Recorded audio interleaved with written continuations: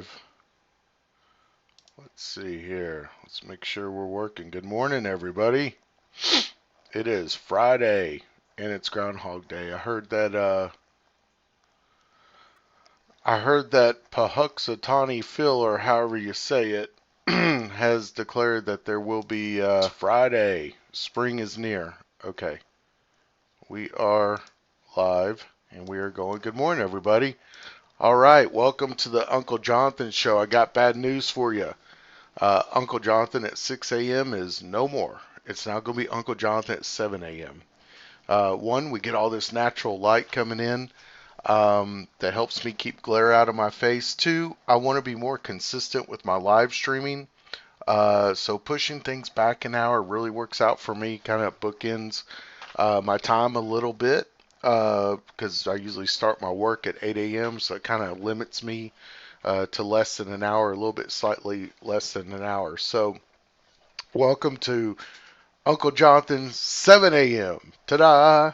And I appreciate all the views I'm getting. This is a weeny tiny little channel, but we are growing, and I appreciate it, man. I'm really interested. I've posted some hunting videos. I have some other channels. I have Ask Uncle Jonathan, which is kind of a cranky old Dear Abby type of format, which I'm probably going to post maybe one on the weekends or something like that. I like to go through Am I the Asshole threads on Reddit, but you guys are more than welcome to submit questions to me. I'm not going to do spaces today because, to be honest, I just don't feel like it. It's kind of distracting to me. I want to focus here on the channel. I think in the future, spaces will be great for getting some live callers, live input.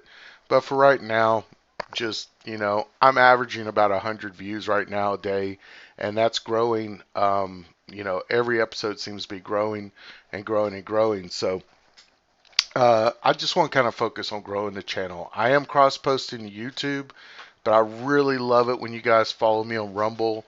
I know Rumble's got some kinks, but it has gotten better and better.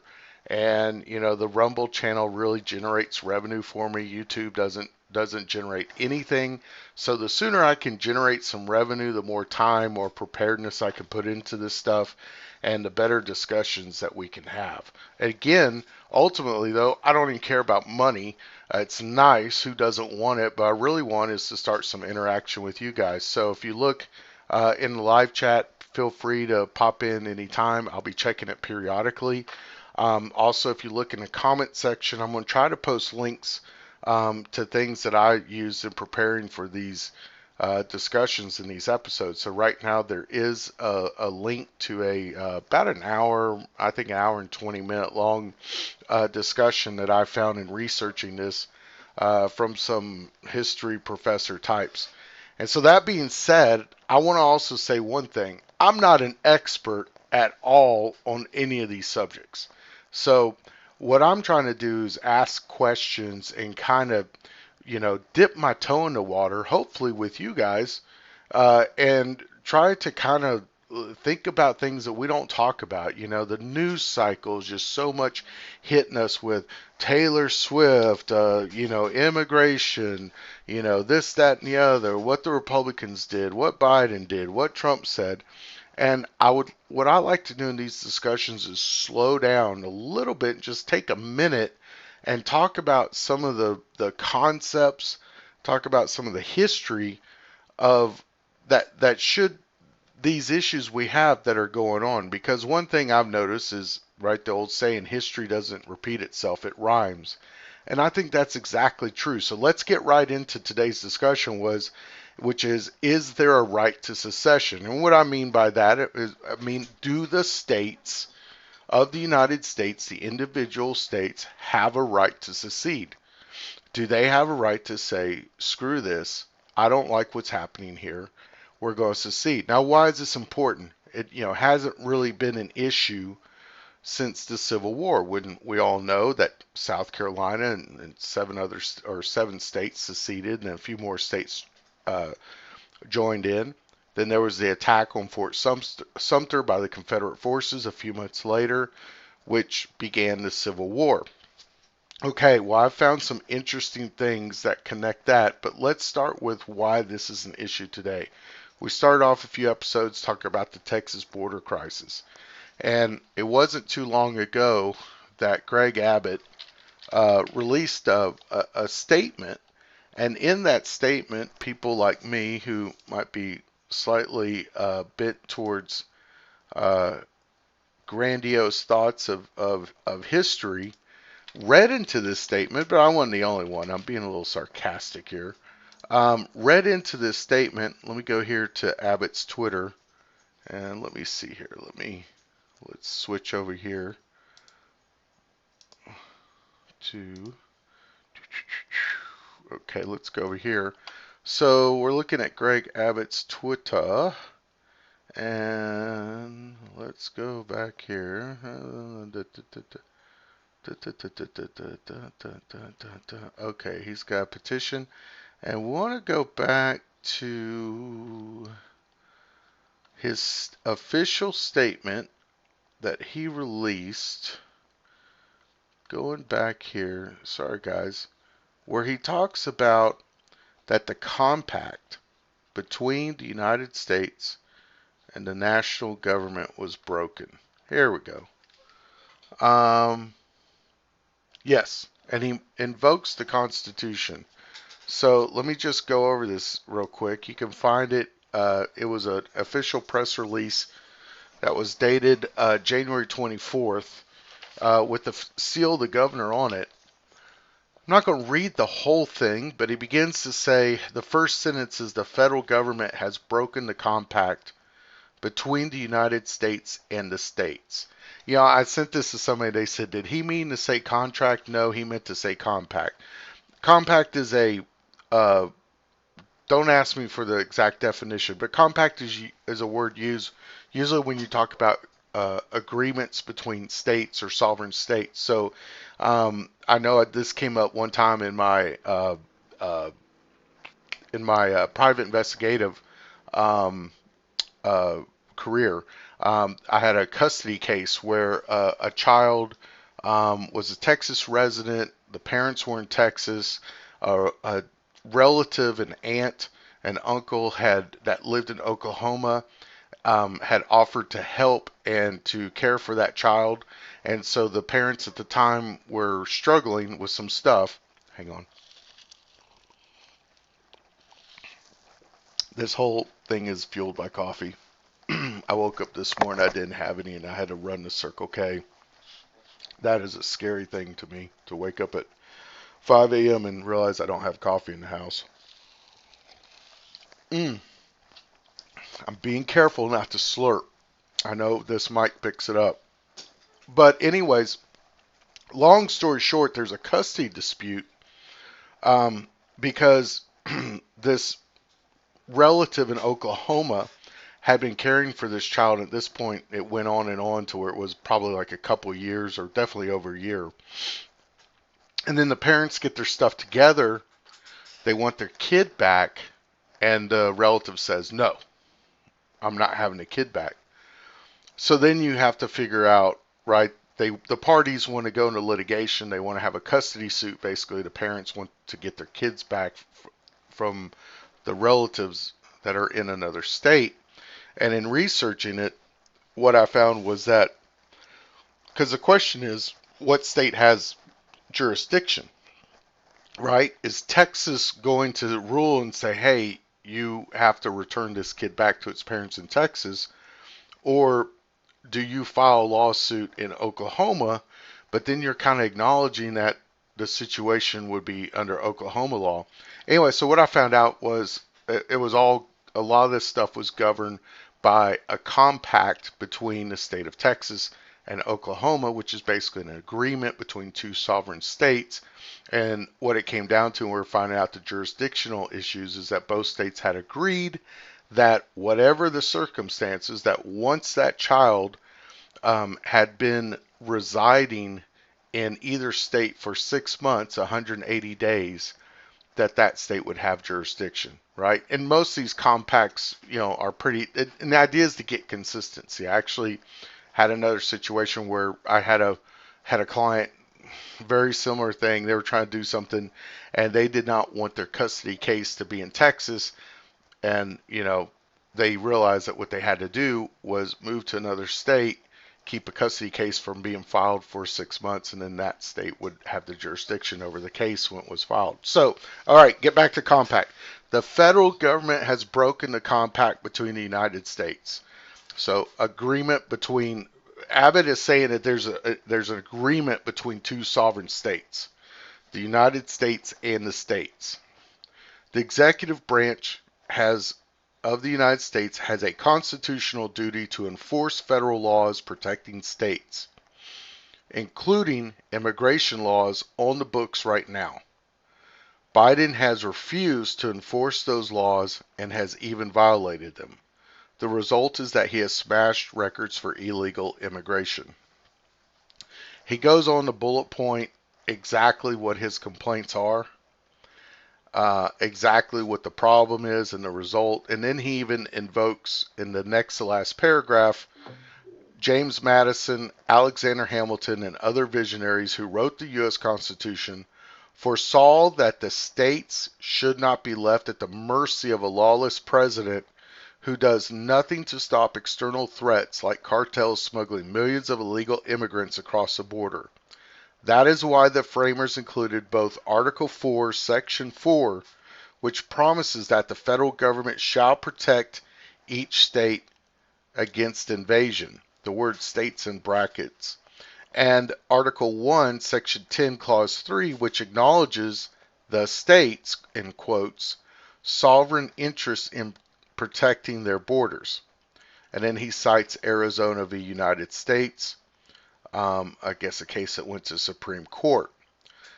The failure of the Biden administration to fulfill the duties imposed by Article 4, Section 4 has triggered Article 1, Section 10, Clause 3, which reserves to this state the right to self-defense. For these reasons, I have already declared an invasion, blah, blah, blah, blah. Okay. He talks about he's bringing the National Guard, yada, yada, yada. So, what does this have to do with secession? Well, when you read this and you hear a state governor making an argument based on the Constitution that because the federal government has somehow failed to exercise their duty, and that has gone out of control to the point that they're not only not enforcing the law, they're aiding the breaking of the law. That the state has a right to take some type of action. Now, in this case, obviously, Greg Abbott is not saying that Texas has a right to secede yet. But he is saying that Texas has a right under the Constitution to take up self-defense. Maybe this is a discussion for another podcast, but a lot of people read this as this being one teeny little step closer to edging towards making an argument possibly for secession.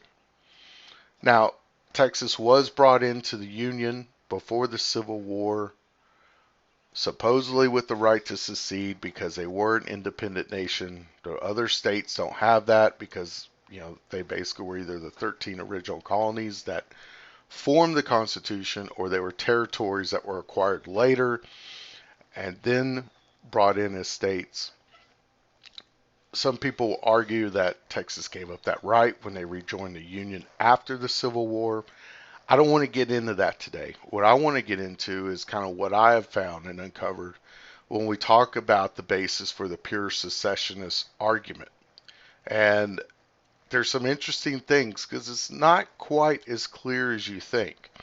Now, the conventional argument, right, says that if you go back, it's kind of the Federalist argument. See, this goes back to what we talked about yesterday, where you had the Federalists who wanted a really strong national government, and the Democrat Republicans who become the Democrats, who really think there needs to be a very, very weak.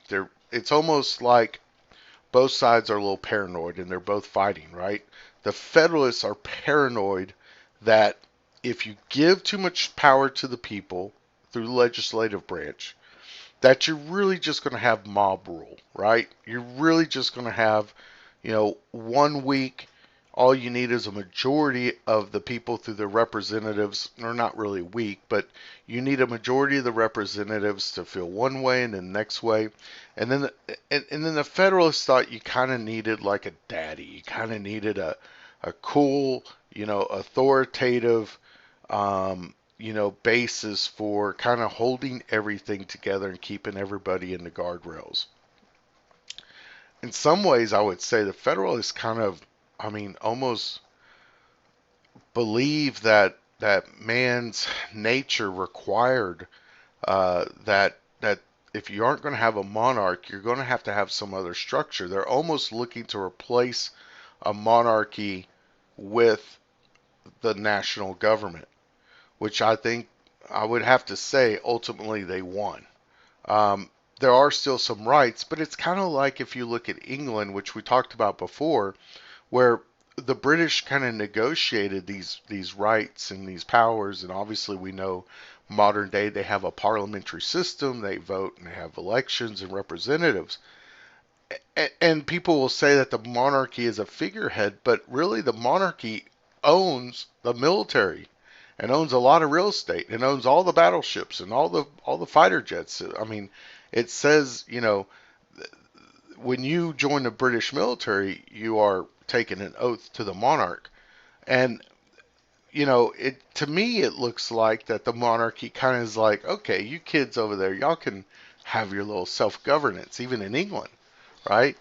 But if it really came down to it, I believe all this is at the pleasure of the king, right? King Charles. If he says, I want to dissolve Parliament, and they had, this has happened before. It's happened in the history of England, in the history of the colonies. There's a little bit of self-governance there, but it was always at the pleasure of the monarch. So I think if you look at it in contextual terms today, do our states simply rule at the pleasure of the federal government, right? Can the states just simply go, can the federal government simply just tell the states, well, oh, you've gone too far, you know, I'm shutting you down. Now, certainly that's what happened in the Civil War and during the Reconstruction period until the states originally were admitted back in.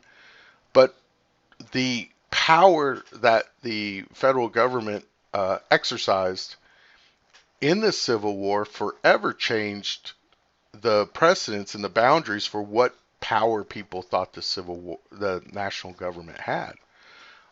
That's the interesting, thing that was not lost on me even when I was in history class. I was a goofy kid. A lot of this stuff, especially Marbury versus Madison, my goodness. I mean, that reminded me of days of zoning out in history class, but here we are. I guess everything old is new again. Maybe we should go to high school when we're in our 40s, because I find all this way more interesting now, of course, than I ever did then. So, getting back to the right of secession, well, what were the arguments? So, I posted a really cool discussion in the comments that I really would encourage you guys to take a look at. And in that discussion, uh, it really goes back to John C. Calhoun. And who is Calhoun? Well, Calhoun is a guy that died a little bit before the Civil War, but he was all up in the mix before. Calhoun was, I guess, the highest office he achieved was vice president. And I like these pictures of him. Check this out. Let's see. All right. Okay. Let's see here. Look at these portraits. My goodness. I don't know what you call that haircut. I guess he had to buzz it there.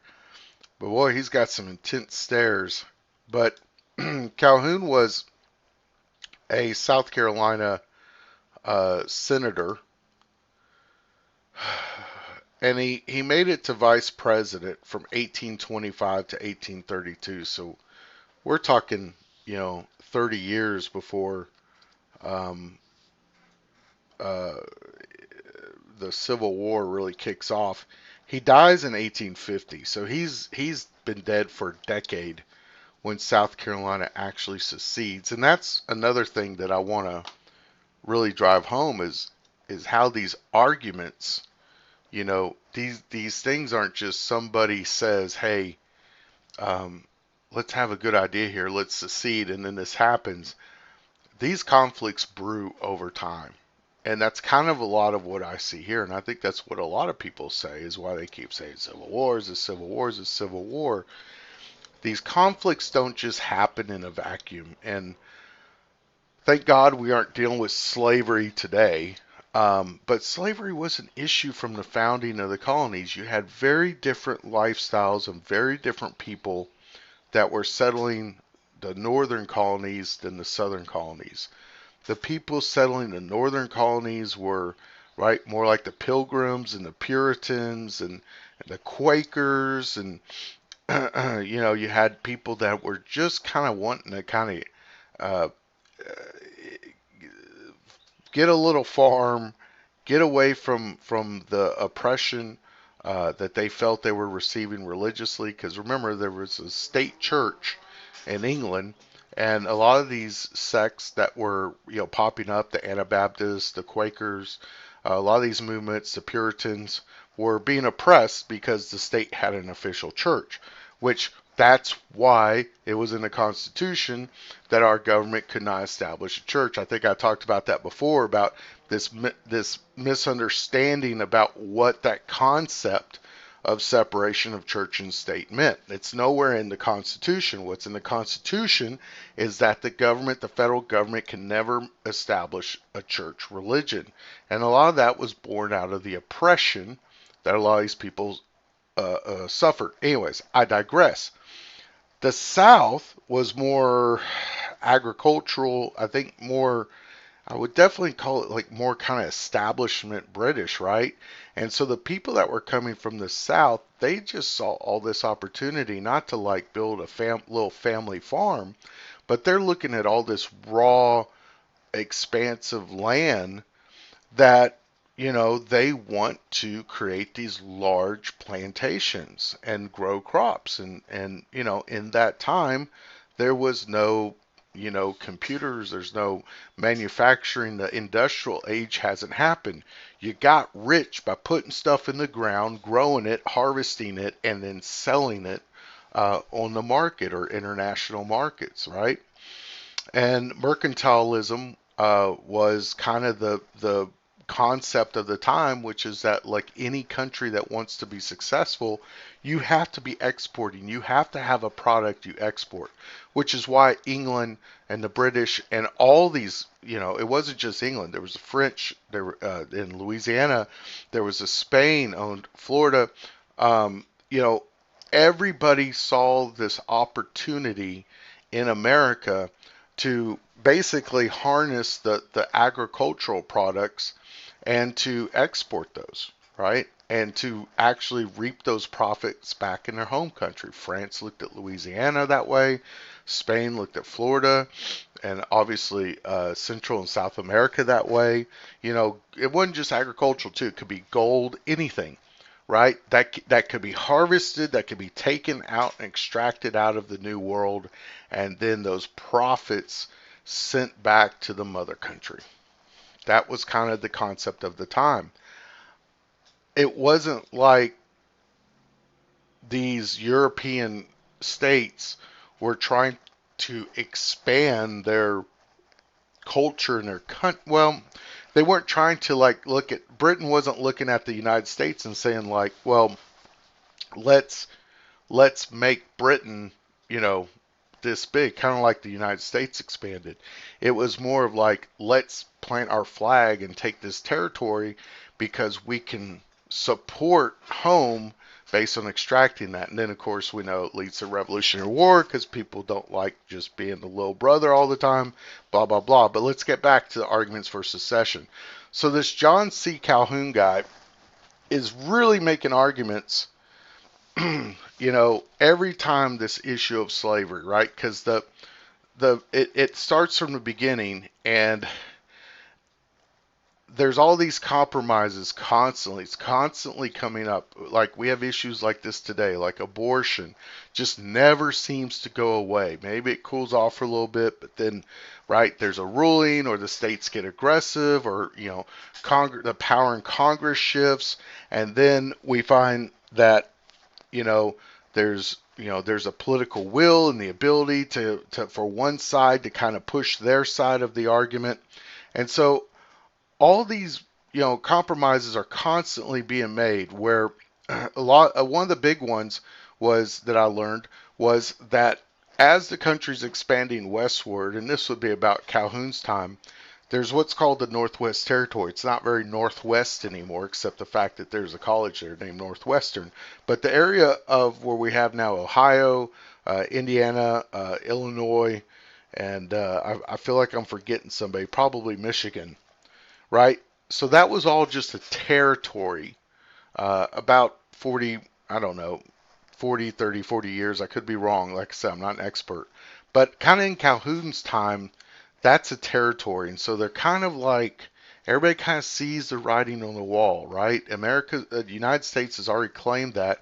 And at some point, there's going to be enough people there that we got to make them states or figure out how we're going to divvy them all up and bring them into the Union. Well, obviously, that's a problem for the South, for the pro-slavery people that want to keep slavery, because you're going to bring in 4 more states. Each state's going to get its own senators, 2 senators, and then going to get representatives. Well, like we say today, a lot of stuff is just hanging on, even in our Congress today, by a thread. I think the Democrats have, I think, 51. What's the balance of power right now in the Senate? So,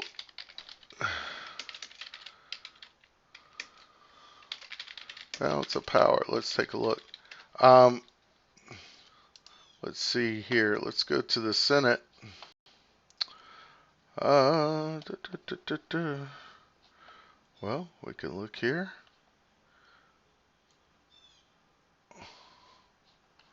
Well, the Senate just goes all the way down. But it's a very slim margin. I mean, we're talking, okay, here we go.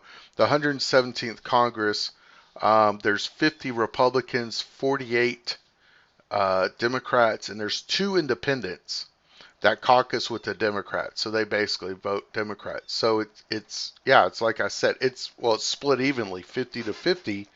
And then if you get a 50-50 vote, the vice president, Kamala Harris, Democrat, gets to be the tiebreaker because she's the president of the Senate. So basically it's 51 to 50 in the United States Senate. So you can see how these margins, right, can be very, very slim. Let's go back while I'm on the website. Let's go back and look at what these margins are like. Let me see. When did the Northwest Territories become states? And I know this is getting way off secession talk, but it all is important. Okay, nope. How about this? When did Illinois become a state? 1818. That's what I thought. We're around the 1820s. Okay, so let's go back while we're on the Senate website. Let's go back here. Let me just go ahead and transition so you can see. So like 1818, there you go. The Senate is balanced by 12 seats on the Federalists and 30 seats. Now you got to remember, we're not at 100 because we're not at 50 states yet. Okay, so the Republicans are not the Republicans of today. These are the Republican Democrats. So these are actually the Democrats. They tend to lean pro-slavery. The Federalists are actually leaning towards we need to have a national government, and you know what? They're probably leaning more towards abolishing slavery. So you see here in 1819, 1821, again, the Federalists are outnumbered in the Senate. 1821 to 1823, they're really outnumbered. And then you see here in 1823 to 1825, Boy, we break up into what now we're called the Jackson and Crawford Republicans and the Adam Clay Republicans and Federalists. So this can really go into a deep dive. But you see here by 1825, now we're 26 to 22, right? We're 27 to 21, 25 to 23. And the parties are the Jacksonians and the anti-Jacksons. Oh man, I love some of these party names. Um, but you can see here, this is 1830 now, 30 years before the Civil War, and we're just kind of going back and forth. And the margins get slimmer. Sometimes they get a little bigger, sometimes they don't. But the interesting part is this balance of power is something that you got to be sensitive to, right? Because this is kind of what it's all about. This is how you win the game before the bullets start flying. And that's what is going on for years and years and years before the Civil War starts, right? Everybody's tussling this thing. So, where was I going with this? The secessionist argument. So, Calhoun is one of these guys that's considered a statesman. He's considered to really start purporting these theories that really are based on the Civil War. Some people say he starts the Civil War even though he's dead for 11 years before the first shots are fired. And his argument was basically that that states did have kind of a right to secede. That that the country was basically a group of sovereign states that could, kind of like what Abbott is saying here, at some point say, hey, this whole compact that we have is null and void because the federal government is breaking it. Now keep in mind, this argument is convenient if you're pro-slavery, which South Carolina was. And they constantly felt under threat. All the deep South southern states did, from the federal government at some point was going to uh, either pass a law or amend the Constitution to banish slavery. And when that happens, then the South is in deep trouble because the states don't get to handle slavery as they see fit. Now, basically, the federal government comes in and just says, we're taking it away from you. Deal with it. So that is the big problem. Then we have all these compromises, the Missouri Compromise, the Fugitive Slave Act, blah, blah, blah, which were really all these attempts to try to make everyone equally miserable. I do believe. I really think that it didn't. None of these compromises made anyone happy. If you had a moral objection to slavery, and I liken it a lot to the abortion debate of today, right? And there's these people that want to legislate and compromise on abortion, and then there's people that say, look, I don't care what your compromise or what deal you make. I believe it's murder. I'm never going to support somebody voluntarily terminating the life of somebody, another human being, whether they've been born or not, without a dang, good reason, like self-defense, right? And well, you can't claim self-defense against a fetus. Um, I mean, not getting into the arguments of when a mother's life is in danger, but whether you agree with those attitudes or not, there for a lot of people in this country, it's a very black and white issue, right? And there's people that claim on the other side that look, until it is alive and breathing and outside of my body, it's a part of my body, just like my pinky finger is. And if I want to chop off my finger, I can chop off my finger. Um, Regardless of who you side with in that agreement, I personally tend to the agreement that it is murder in most circumstances. I do kind of can live with and stomach with obviously birth control and even the morning after pill, which I know some people don't. But I don't want to get into that topic. But yeah, I do think that if you electively, voluntarily, at 3, 4, 5 months pregnant, you go, well, this ain't working out. I personally find that morally reprehensible, and I think it goes against that life's natural right to be born, if at all possible. But that's my opinion, right? But I feel as strongly about that as people do the other way. So slavery was kind of the same thing. Like it was just this constant tussle of, compromises. We've done the same thing with abortion. Well, 6 weeks, or maybe abortion's okay in certain circumstances, right?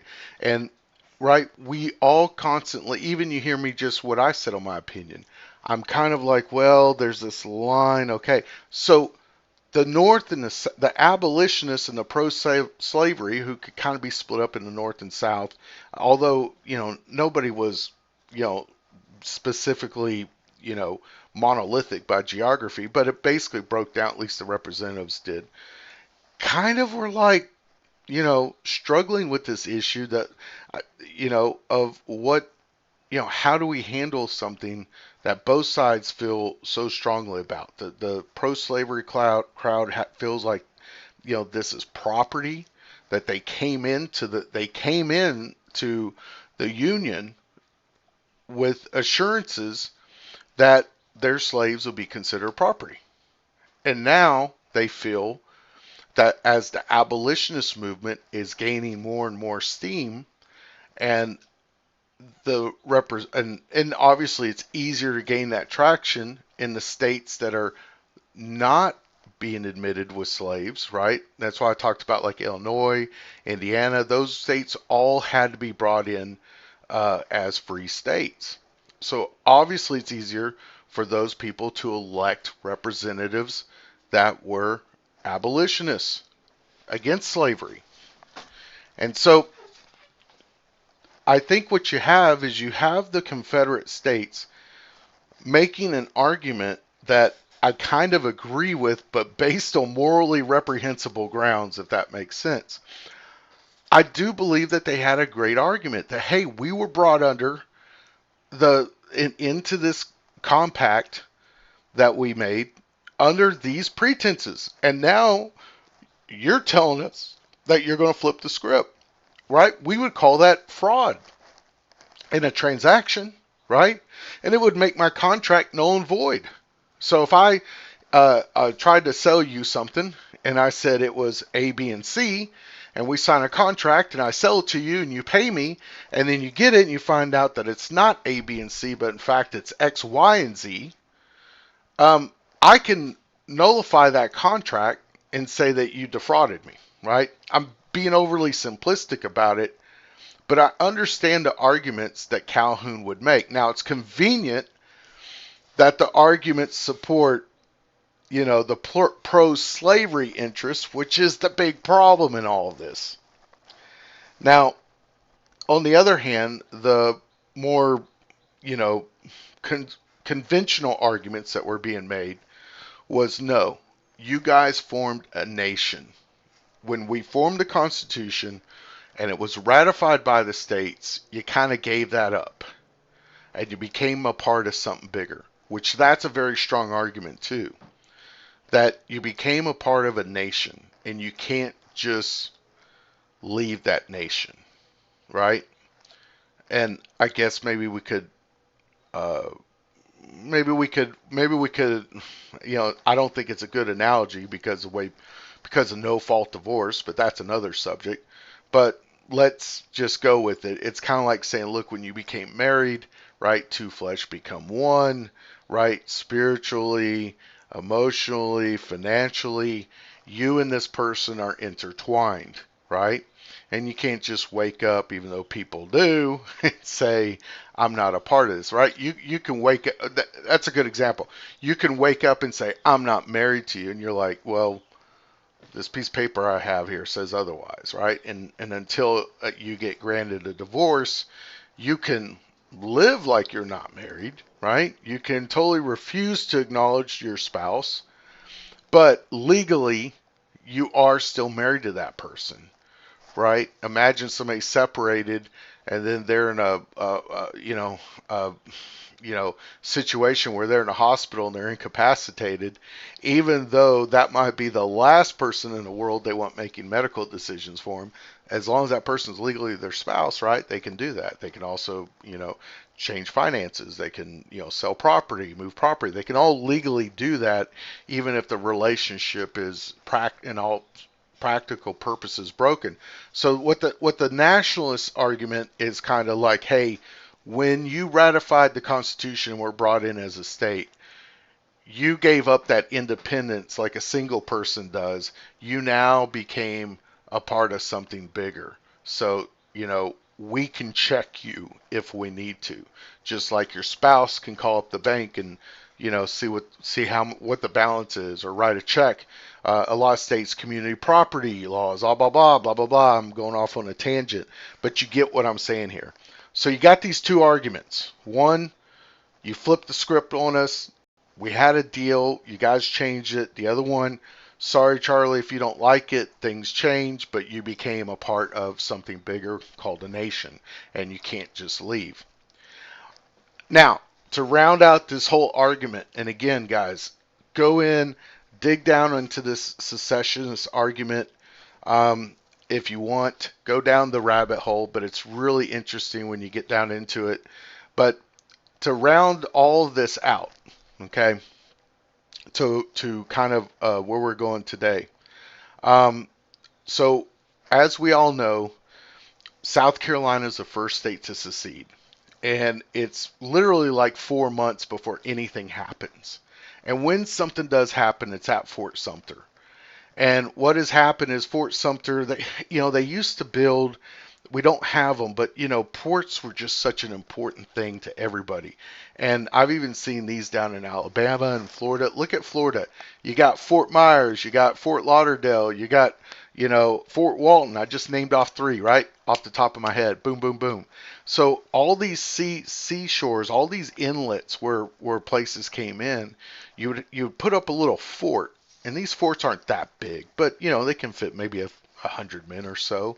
And they're basically just these structures that you'd put on these little barrier islands to where you can put what they call a battery of like cannons and mortars. That basically, if you had a ship try to come in or invade that shouldn't be there, you could basically blow them out of the water before they get all the way into your harbor. Okay, so all these little forts, right? They're all over the South. Just go the Gulf Coast line, you'll see them all. And Fort Sumter was one of these little forts. And basically, South Carolina wanted to make a stand and say, hey, we seceded 4 months ago. And, they had started blockading and not letting supplies come in. And it was kind of like a lot like this thing in Texas, right? Like, who's going to be the first to push and use force to try to get their way? Who's willing to kind of level a rifle or fire a cannon at the other side and really turn this thing from a political, are we just grandstanding, what the heck is going on here, to actually, no, we're serious, we're actually willing to use force to enforce this claim that we're making, which South Carolina had made, that, hey, your fort, the United States fort, you're now in a sovereign nation called South Carolina's soil, and your guys need to leave. And there was only a handful of troops that were there. It had been blockaded for months, but President before Lincoln, I guess he really didn't want to do anything about it. Lincoln comes in, the South Carolina continues to blockade it, and then at some point, I guess South Carolina has enough, and they start firing all these. They had all these cannons. The fort was outnumbered.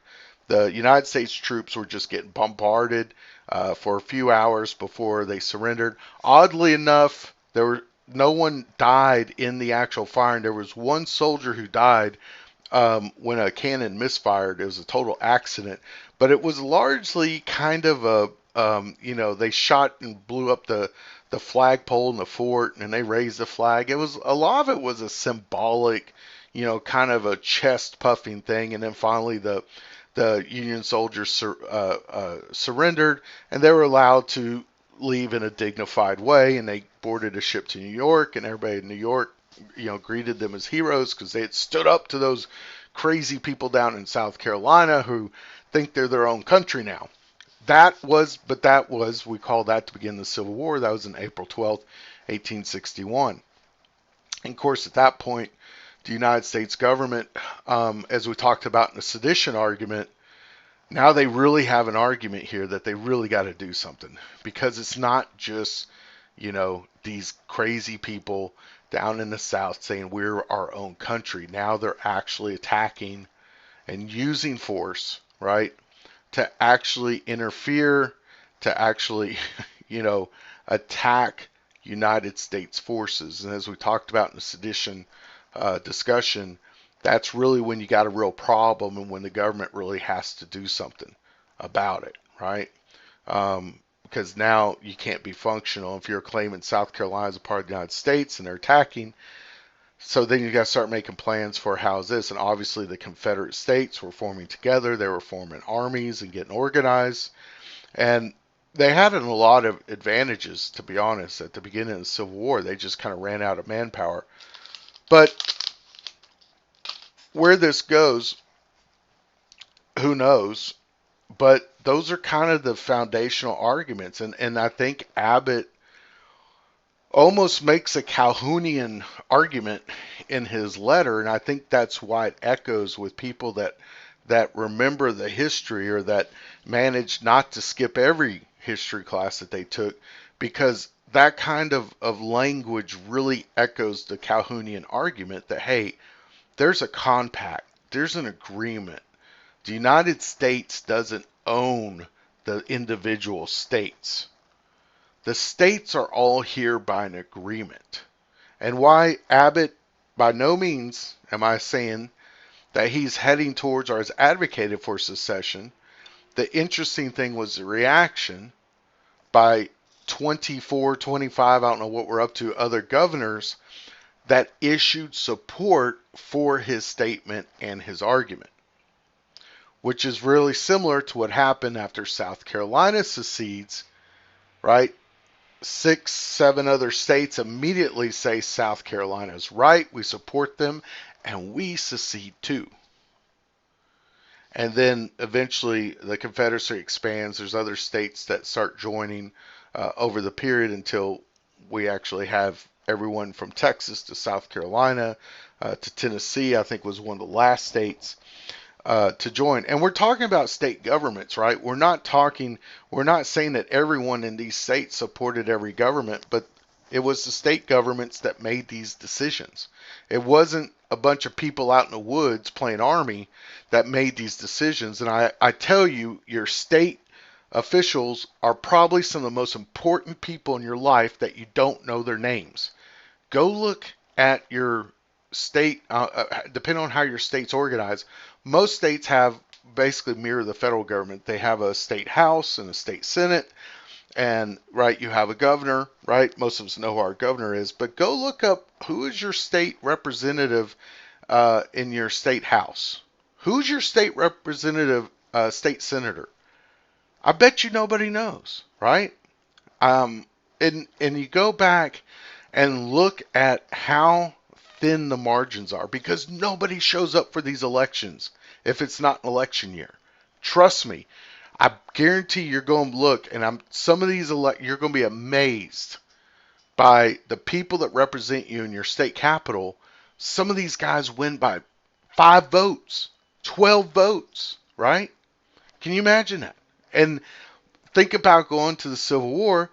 The people making the decision in Tennessee or Arkansas or Texas or Alabama, when, if they were going to secede, these guys would win by the smallest of margins, would be making those decisions for you. I used to live in Tennessee, in East Tennessee.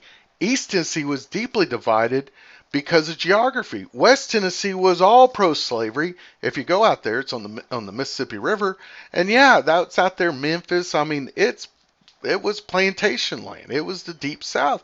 You go to East Tennessee, it's very mountainous. There weren't plantations. Hardly anybody owned slaves. As a matter of fact, in East Tennessee, in Knoxville, during the Civil War, the recruiting office for the Union and for the Confederacy were on the same street. You could pick which side you wanted to sign up and fight for.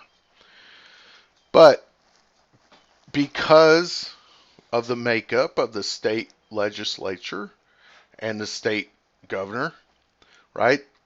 That's one side or the other. So very similar to this is what's happening now. And I tell people, pay attention to your state representatives. You need to know who they are.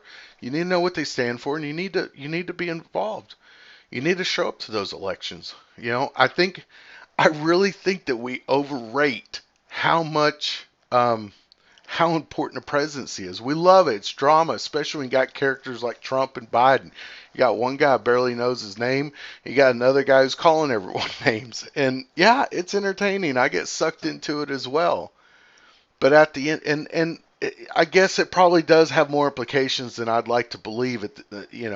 But as far as your day-to-day life, what your property taxes are, where your tax dollars are going towards schools, roads, your prison system, your judicial system. All that stuff is really not the day-to-day stuff is not really handled by the federal government unless you commit a federal crime or something like that. A lot of that stuff is handled on your state level. And who's standing up right now in the immigration crisis? It's not, the congressional leaders in Congress, they haven't gotten anything done. It's the state, right? The state of Texas has taken this bold step to make this argument that the compact has been broken. That's the first words in Abbott's letter. The compact has been broken. And don't think that somebody like Greg Abbott doesn't know exactly what he's saying when he makes that argument. I'll take it one step further. The Texas Military Department, who kind of oversees the National Guard, is now flying the Gonzales flag. I saw this article, and we're going to have to wrap this up, but let me check the live chat here and see who's here. All right. It's fine. Y'all don't want to talk to me. I don't want to talk to you.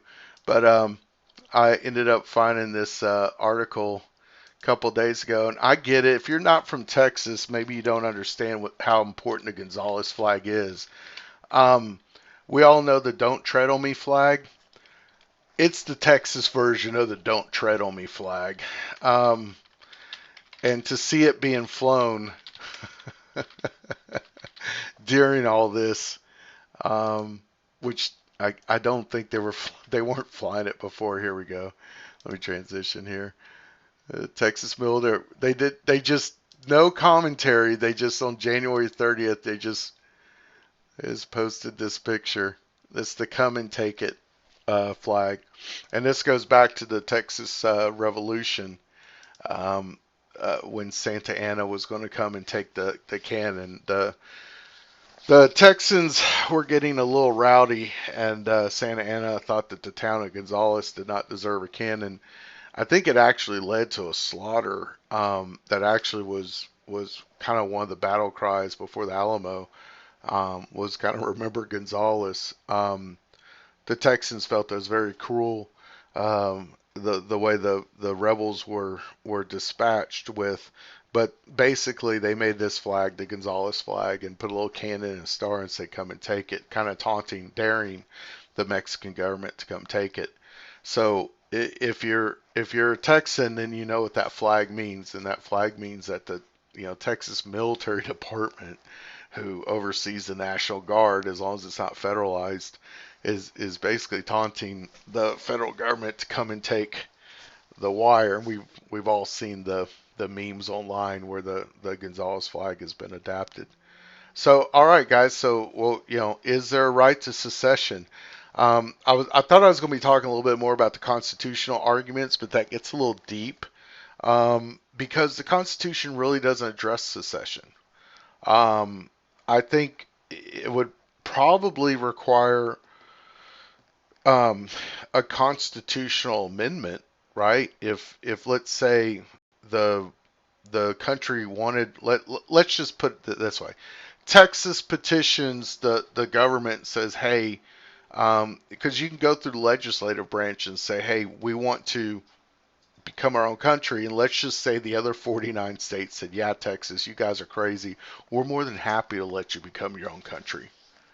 And I can actually envision a scenario. Let me get into it. But I think that could be done legislatively through a constitutional amendment that just says Texas is no longer a part of the union. It would either have to go through Congress through the normal route, or go through a constitutional convention, and then the states would have to ratify it. I mean, it's a pretty high hurdle, but let's just say that if everybody on both sides was in agreement on it, that could definitely happen through a constitutional amendment. But short of that, that's where we get into the arguments of rights to secession, because obviously, if that right to secede has to be granted by the other states, and the federal government through constitutional amendment, then obviously you're arguing that Texas does not have a right to do this on their own. Irrelevant, right? A right or an entitlement means I can do it whether you like it or not. So I guess that's where you really get into, thing. But I say this, look, anything can happen. I think we're reaching a point. If you remember, there were reports that, Podesta, they had some plans that if Biden didn't win, that the West Coast, that the Democratic states, California, Washington, Oregon, were going to secede, or something. Like they were talking secession. So it's kind of like, if you go back to my analogy of a divorce, like what happens when both parties want to split? Well, then in some ways you might fight about a few things, but at the end of the day, if both sides want to split, then you're going to split. And honestly, I think that we might be there. I really do. I think that the blue states might be just as ready to get rid of the red states as the red states are the blue states. And then I want us to build a wall and see which side people try to illegally cross, because I have a feeling that it's going to be the blue states trying to get into the red states just like it is now. But I digress. But it really is interesting to think about what the future makeup of the United States could look like. How did we get here? What happened in the past? Those are all things I think we need to be thinking about. I don't even think that I could foresee a possibility. I mean, would would the federal government really have a will? Let's say that all the red states broke off. Does the federal government, without, and I'm not talking about violence or anything, certainly not talking about anything like that, but let's just say, because here's one thing I think about. What if South Carolina would have declared themselves as have seceded from the Union, but they never fired on Fort Sumter? What if they just kind of said, well, all right, well, let's, those guys over there, we don't consider them part of our country, but let's just let them hang out in their fort? Because that's what happened for 4 months, right? Not much happened. It wasn't like there was this dramatic thing of we've seceded and immediately shots started firing. Not that I'm aware of. Correct me if I'm wrong. So what would happen today if, like, let's say these 26 states or 25 states that are in it with Texas said, hey, the compact, the deal has been changed, and we're not part of the country anymore. They're not, firing on military installations. They're not storming the courthouse. They're not doing anything violent or with force. But what would happen if that happened today? I mean, look at what's happening down on the border. Has the federal government gone in and kicked in the door and kicked the state out and said, hey, you guys don't have a right to do this? No. They're just kind of standing there and seeing what happens. So it's an interesting thought to think about what would happen if that happened today.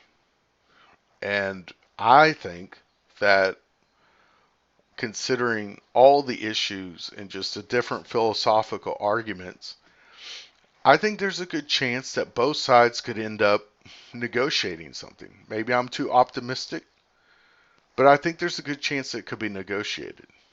Now, against that might be that, the blue states might be kind of living off of the red states in some ways. We talked about what would happen to Social Security. And I think the numbers was like 130, 140. The Texas movement estimates that basically Texas is pouring in about 140 billion dollars a year into Social Security, and it's only about 70 billion is coming back. Well, that extra money is going somewhere. That's paying Social Security to people in the blue states, probably, and that might be a problem. I don't know. I'm not going to go state by state and look and see what the net benefit, net out. Texas might be an outlier in that. I'm sure you got poor states like Mississippi, Louisiana that I'm sure receive a lot more in federal money than they give out, right? I would be pretty surprised if that wasn't the case. But it's an interesting thought. You go back and you look at history, and it's really the same arguments are kind of being made today, or looks like they're starting to be made that were made before. And I guess the only thing that is is we could be appreciative of is thank God we're not arguing about slavery. Thank God that issue is moot. We don't, classify anyone as property, and that we haven't inherited that problem like those that did in the 1850s, 1860s did. But we do have other problems, right? We do have an abortion problems. We do have this and that. But while the issues might change, the philosophical arguments are not really changing. It's where's the federal government end? How powerful should they be? And and where's the states' rights? And in what circumstances, even if the federal government abuses or neglects the states, then what happens? See, all that stuff, isn't exactly clear. So we're kind of getting to a point where it's going to be very interesting to see where this goes and where these arguments go. And, I know a lot of people probably that aren't paying attention to news or that aren't very historically minded may see all this stuff going on at the border as antics and Greg Abbott just kind of getting his name out in the media, but I don't agree. I don't agree. You don't see all these states, all these governors, they have already talked about these things. There have already been agreements made for mutual aid. There's some of these states are sending troops, law enforcement. They're putting skin in the game. And so when you read the statement, you look at the words that are being said, the philosophical arguments and legal arguments that are starting to be made. It's very clear this isn't going away. And yeah, today it's about the border crisis. And I guess, in normal, in a happy-go-lucky world, everybody's making money, everybody feels fine. But then again, that's the national government shooting itself in the foot. I really, I guess on the other hand, this argument wouldn't be happening had the federal government be handling their business. I don't think Texas would be doing this. Although I might feel that, hey, the income tax, the 16th Amendment should never been repealed. I might feel that I personally feel the federal government overreaches in all these areas, but that's me personally, an individual, and my only recourse is to, right, petition my grievances through my representatives and who I elect in the House and the Senate. But when you have a state that stands up and says that, I think that's where we get into this territory that we were back in 1860, and that's why it's so important. So, anyways, thank you guys for watching or for tuning in. You can find me on X at Uncle Jonathan TV, and this will be my last podcast for this week. I'll start back up on Monday morning again at 7 a.m. I really enjoy these discussions. Like I said, they're kind of stream of consciousness. I kind of go all over the place, but it really gives me a chance to do a little bit of research. And if any of you just hear stuff and you're like, that guy's full of crap, he's very misinformed, and you know more about the subject or you have different opinions, please reach out to me. I think this podcast is really going to grow when people like you that hear this want to come on and we can fire up the Zoom and we can have some really more interesting discussions. I don't think listening to me for an hour is that interesting, but God bless you if you do. I really do appreciate it. So please follow me on Rumble. That is my primary channel. I do cross posts on YouTube. You're more than welcome to watch the videos there if that's where you're watching it. But I really encourage you to get involved with Rumble. We saw what happened when the doo-doo hits the fan in 2020. And let me tell you, that ain't going to happen on Rumble. Rumble is dedicated to free speech. They aren't going to censor people. You aren't going to have to listen to your host use code words because they're afraid they're going to lose their YouTube channel. I don't care. YouTube can cancel me right now today. I don't care. I will never let YouTube, if they want to pay me money, I will take their money. But I will never let them hold me hostage. And that's why I'm building this channel primarily on YouTube, on Rumble. And I will cross post on YouTube because I can get, more views on there. But at the end of the day, if somebody's going to put a knife to my throat, I'm willing to let the YouTube channel go. It doesn't matter. I mean, it's their decision. I'm just cross posting over there. But as far as live, we're going on Rumble. I like to do spaces. I didn't do one today, but if we start getting more people, we can get spaces going. We can have people making comments, live comments and chats and all that good stuff. So I really would look forward to a lot of that interaction. I hope you guys have a wonderful weekend. I do have two other channels on Rumble. It's Outdoors with Uncle Jonathan, which I haven't posted much, but I posted some hunting type stuff. Not really good production quality, but you might find it interesting. And then Ask Uncle Jonathan. Again, I haven't posted much, but it's going to be kind of like a Dear Abby column with a cigar in my mouth. And I'll probably do one of those over the weekend for fun. So I'll probably go through some Am I the Asshole Reddits or anything. But please feel free to make comments. I want this to be interactive. I want it to be fun. So anyways, you guys have a good weekend. God bless. Good day. And be nice to each other.